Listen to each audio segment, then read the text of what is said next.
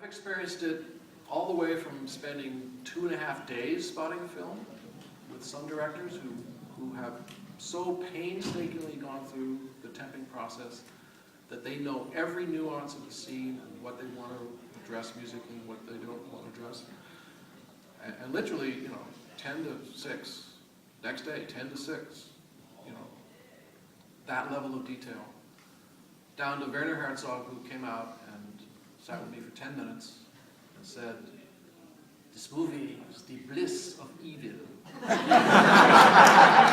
My influence is about as strange as you can possibly get. I mean, I grew up, like I say, in a classical background. My mother's a concert violinist, so I was dragged to orchestra rehearsals forever. And that's how I picked the trumpet, because they were the coolest guys in the orchestra. And still are. And still are.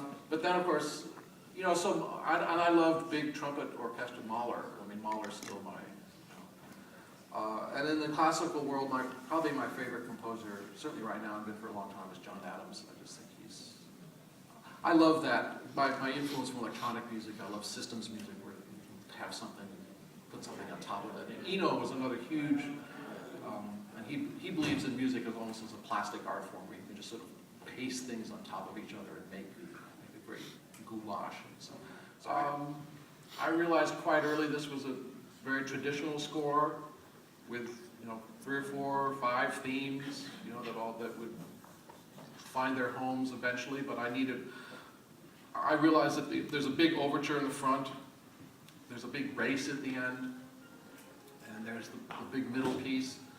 And I said, I just need something traditional. So I grabbed a piece of paper and a pencil and went and sat at the piano for 2 days and just sketched out 4 or 5 traditional themes until I just worked them over until I thought, this is actually a very good theme now, and it feels upbeat. I know I can make it go sad if I need to. I know I can build it up and make it worthy of a swimming race. I know it's going to be malleable, but the main thing is those main 8 bars and then the bridge all really resonate. They sound like really good writing, really good thematic writing. And then I took that into the studio and started mocking it up in various different, an ascending bass line and a descending mellow line, dum bum bum bum bum bum, da da da da da da, to the major 7th and a minor chord, and it's just enough dissonance, but not enough to scare 6-year-olds.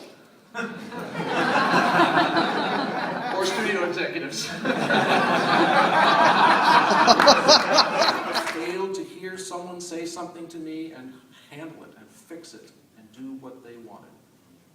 Okay. And as soon as I recognized that, it's never happened again. Great, good advice. All right, let's open it up to Q&A.